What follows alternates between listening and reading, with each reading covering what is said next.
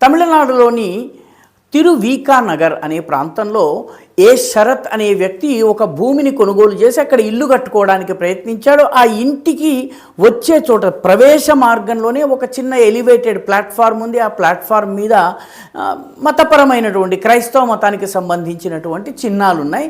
దీంతో ఇతను అభ్యంతర పెడితే ఆ విగ్రహాన్ని పెట్టినటువంటి డేనియల్ అనే వ్యక్తి మేము దీన్ని తీసేస్తాం త్వరలోనే అని చెప్పారు. ఈ వ్యక్తి ఈ భూమిని కొనుక్కున్నాడు. కొనుక్కున్న తరువాత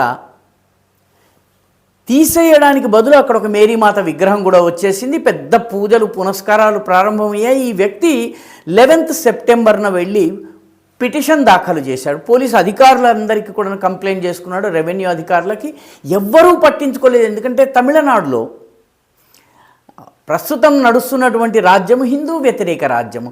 పర్యవసానంగా ఆయన హైకోర్టుకు వెళ్ళవలసి వచ్చింది. హైకోర్టు జనవరి 22వ తారీఖున తీర్పునిచ్చి ఈ కట్టడాన్ని తక్షణమే తొలగించాలని అధికారులకు ఆదేశం జారీ చేసింది.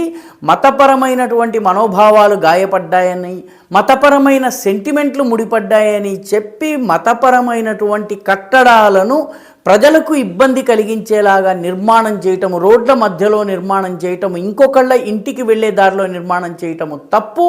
వాటిని తొలగించాలని సుప్రీంకోర్టు గతంలో ఇచ్చినటువంటి తీర్పులను ఉటంకిస్తూ న్యాయస్థానం తీర్పునిచ్చింది.